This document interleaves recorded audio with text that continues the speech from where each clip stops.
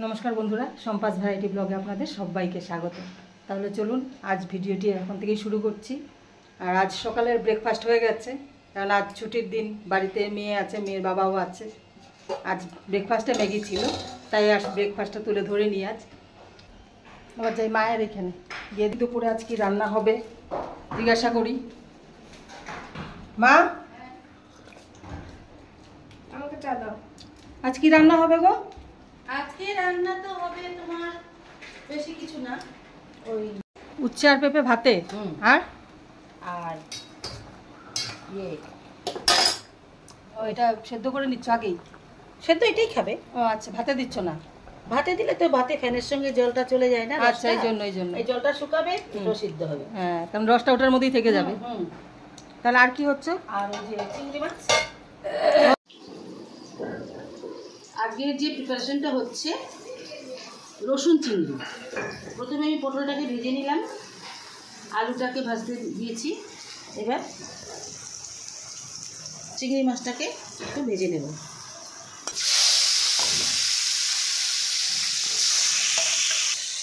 এটাকে একটুখানি ভেজে নেব। চিংড়ি মাছটাকে বেশি ভাজবো না, অল্প ভাজবো। বন্ধুরা দেখুন কিভাবে করছে। এই যে খানিকটা জিরে দিয়ে দিলাম, গোটা জিরে, তারপরে শুকনো লঙ্কা দিয়ে দিলাম। এবার রসুনটা দিয়ে এই যে গোটা রসুন ফোড়নে দিলাম, দিয়ে দিলাম কুচিয়ে রাখা পেঁয়াজ, একটা বড় একটা পেঁয়াজ। বন্ধুরা আজ অনেক কিছু রান্না হচ্ছে, আর আপনারা দেখতে থাকুন কি কি রান্না করছি। পেঁয়াজটা লাল লাল হয়ে গেল। এবার দিচ্ছি, এর মধ্যে রাখা আছে আদা, পেঁয়াজ, রসুন, কাঁচা লঙ্কা, একটা পেস্ট করেছি, করে দিয়ে দিলাম।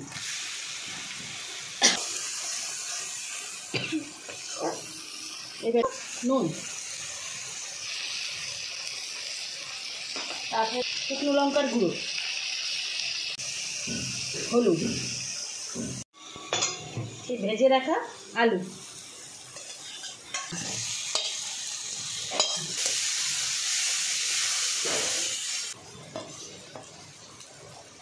কয়েকটা হাফ হাফ করে কেটে পটল,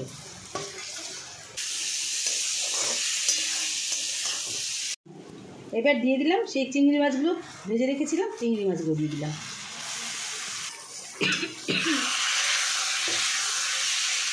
মশলাগুলো কষানো হয়ে গেছে, এবার দিয়ে দিচ্ছি জল।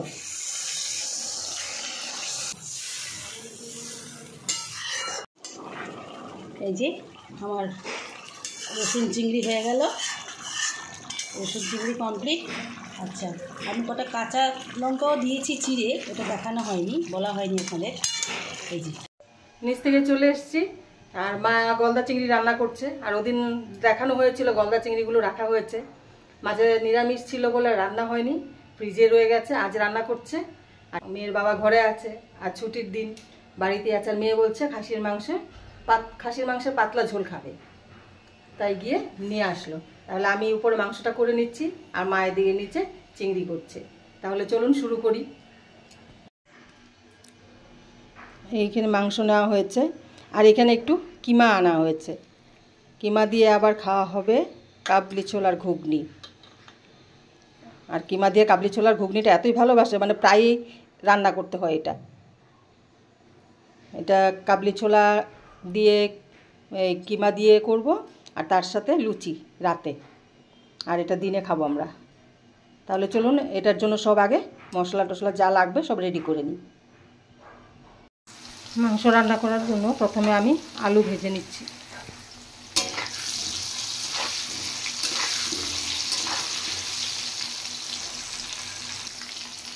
আলু ভাজা হয়ে গেছে, এবার আমি পেঁপে ভেজে নিচ্ছি।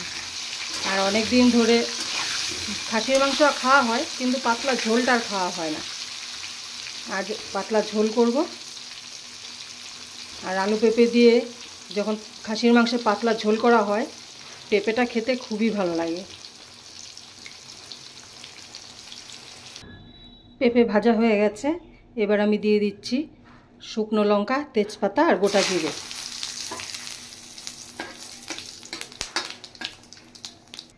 এবার দিয়ে দেব গোটা গরম মশলা, লবঙ্গ, এলাচ, দারচিনি, তার সাথে সামান্য একটু জয়িত্রী আর জায়ফল।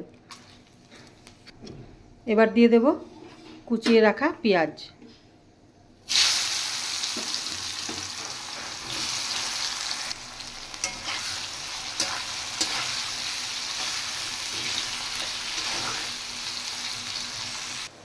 এবার সামান্য একটু নুন দিয়ে দেব, তাহলে পেঁয়াজটা তাড়াতাড়ি মজে যাবে।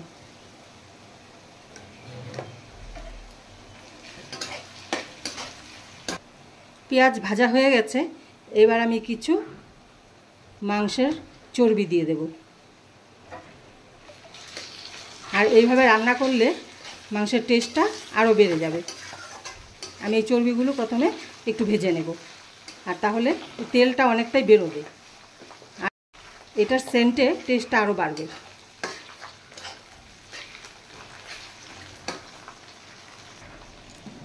দেখুন চর্বিটা কতটা গলে গেছে, দেখুন তেল কতটা বেরিয়েছে দেখুন। এবার আমি মাংসগুলো দিয়ে দেব।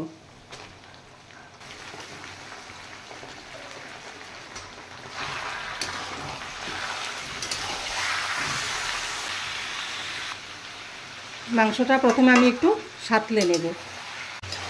সাঁতলানো হয়ে গেছে মাংস, এবার আমি দিয়ে দেব পেস্ট করে রাখা আদা আর রসুন।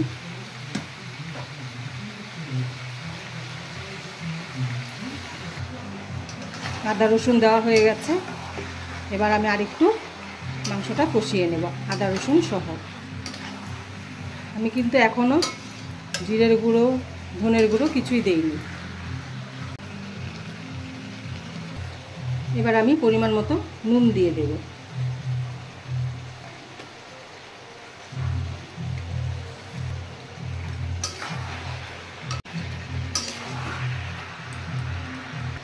এবার আমি দিয়ে দিচ্ছি দুটো কেটে রাখা টমেটো।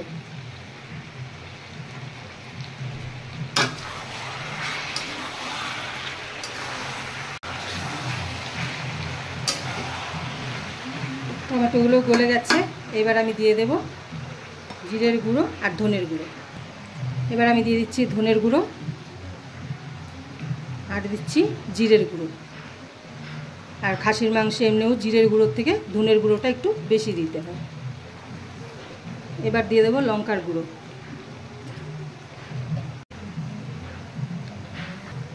এবার দেব হলুদ।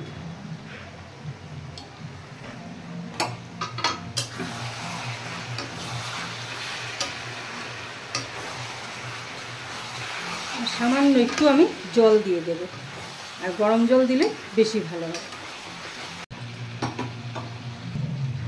সামান্য একটু জল দেব।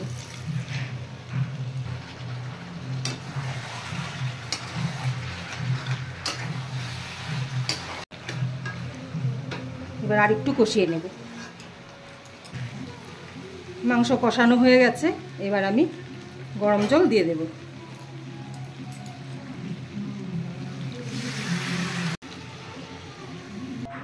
জল দিয়ে দিয়েছি।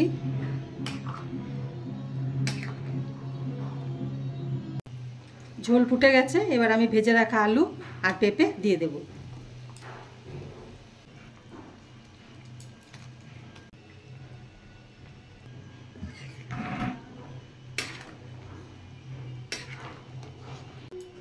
ওদিকে মাংস হচ্ছে, এবার আমি কাবলি ছোলা সেদ্ধ করে নেব। কাবলি ছোলা মাংসের কিমা দিয়ে রান্না করব। তাহলে মাংস রান্না কমপ্লিট হয়ে গেছে। আর আজ বলেছি পাতলা ঝোল করব মাংসের।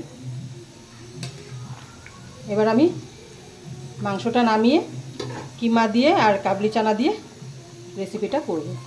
এবার আমি কাবলি চানা রান্না করার জন্য কড়াই বসিয়ে দিয়েছি, তেল দিয়ে দিচ্ছি। তেল গরম হয়ে গেছে, আমি পেঁয়াজ ভেজে নিচ্ছি।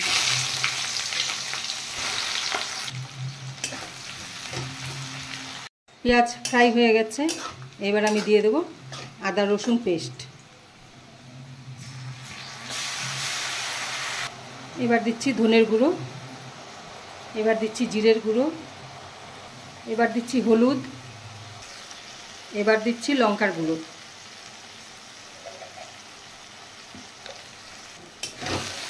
এবার মশলাটা ভালো করে কষিয়ে নেব। এবার দিয়ে দিচ্ছি মাংসের কিমা।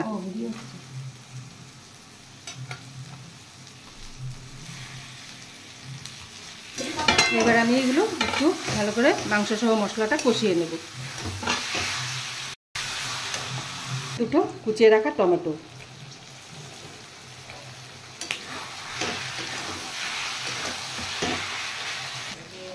এবার দিয়ে দেব পরিমাণ মতো নুন। আর কাবলি চানা সেদ্ধ করার সময় নুন দিয়েছি, এবার অতটা দিতে হবে না।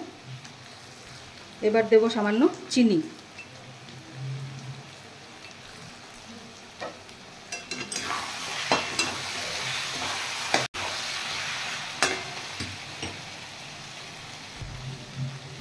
কিমাগুলো কষিয়ে নিয়েছি, এবার আমি দিয়ে দিচ্ছি কাবলি চানা। তাহলে কাবলি চানার ঘুগনিও হয়ে গেছে। এবার আমি এটা অফ করে দেব। আর এটা রাতে খাওয়া হবে লুচির সাথে, রাতে আবার গরম করতে হবে, এই জন্য আমি এখনই এটা অফ করে দিচ্ছি। গরম মশলার গুঁড়োটা দেইনি, গরম মশলার গুঁড়ো দিয়ে তারপর আমি গ্যাস অফ করে দেব। তাহলে বন্ধুরা আমরা খেতে বসে পড়েছি, আর ওদিকে মা খাচ্ছে। দেখুন মাংস, এবার এদিকে চিংড়ি মাছ, এগুলো থাকা সত্ত্বেও আমরা কি খাচ্ছি? আমরা কি খাবো মা? ওই যে পান্তা ভাত। এই দেখুন পান্তা ভাত নিয়ে বসেছি, এগুলো ছেড়ে খাচ্ছি পান্তা ভাত। আমিও খাবো। না না একটুখানি ছিল। হ্যাঁ মানে ভাতটার সাথে বড়া হলে একটু আর একটু ভালো লাগবে। কি বলো, খাই এমনি খাই একটুখানি তো ওষুধ। পান্তা ভাত খাওয়া হয়ে গেছে, এবার খাবো চিংড়ি মাছ দিয়ে। এবার চিংড়ি মাছটা খেয়ে দেখি কেমন হয়েছে। রসুন চিংড়ি, এই রসুন চিংড়ি দিয়ে এবার আমি মেখে নিই। তাহলে এবার ভাতটা আমি চিংড়ি মাছ দিয়ে মেখে নিচ্ছি। এবার খেয়ে দেখি কেমন হয়েছে, তারপর আপনাদেরকে বলছি যে রসুন চিংড়ি খেতে কেমন। এবার একটু চিংড়ি মাছের কাইটা দিয়ে মেখে নিয়েছি, খেয়ে দেখি।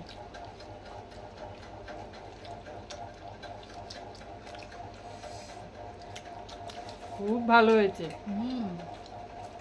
শোনাই কেমন লাগলো বল? ভালো হয়েছে না? খুব ভালো হয়েছে খেতে। মা কেমন লাগলো বলো? মা দারুণ, আর কিছু বলার নেই, বলে দিয়েছে। এবার খাচ্ছি মাংস দিয়ে। এবার মাংসটা খেয়ে মা বলবে কেমন হয়েছে। মা বলো কেমন হয়েছে? খাসির মাংস দারুণ, ভালো হয়েছে। আর পাতলা ঝোল তো, খাসির মাংস ঝোলটাই ভালো লাগে। হ্যাঁ দেখি সত্যি মাংস একদম সফট হয়ে গেছে, আর এত সুন্দর সিদ্ধ হয়েছে। না আমি কুকারে সিদ্ধ করেছি না কিছু, কড়াই রান্না করেছি একদম পুরো। এবার খেয়ে দেখি কেমন হয়েছে।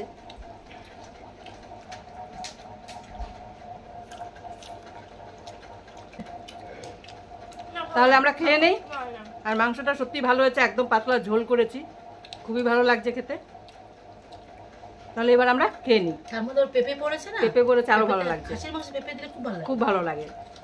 আমাকে মা জ্বরের সময় একবার, অনেক ছোট ছিলাম, অনেক বলতে অনেক, ওই 5-6 বছর হবে, তখন প্রচন্ড জ্বর, হাই ফিভার, তখন মায়ের ঝোলটা করে খাইয়েছিল। আমার ভালো লাগতো না খাসির মাংস খেতে, মানে ঝোল তো ছেড়েই দাও, পেঁপেও ভালো লাগতো না খেতে।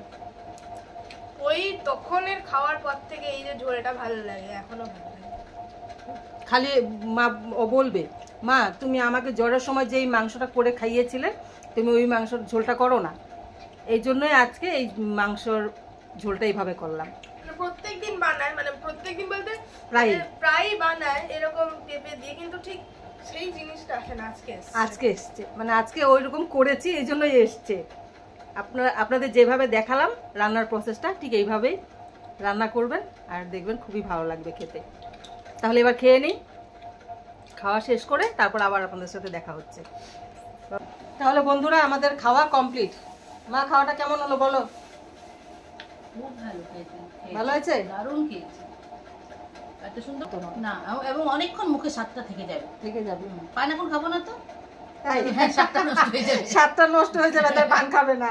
পান খাবো না, না আমি তো পান খাবো, ওই পানটা খেতেই হবে। হ্যাঁ একটু পরে খাবো। হ্যাঁ নিচে চলে যাবি। হ্যাঁ হ্যাঁ সম্পূর্ণটাই তুলে ধরা হয়েছে আপনাদের সামনে আজকের রেসিপি। আর যদি ভালো লেগে থাকে আজকের ভিডিও তাহলে অবশ্যই লাইক শেয়ার সাবস্ক্রাইব করবেন। তাহলে দেখা হচ্ছে নেক্সট ভিডিওতে। মা টাটা করো। কেননা আপনারাই আমাদের ভবিষ্যৎ। ইউটিউব যে করছি ভবিষ্যৎটা কিন্তু আপনারাই আমাদের জন্য। তো ভবিষ্যৎটা নিশ্চয়ই দেখবেন। টাটা। Thank you.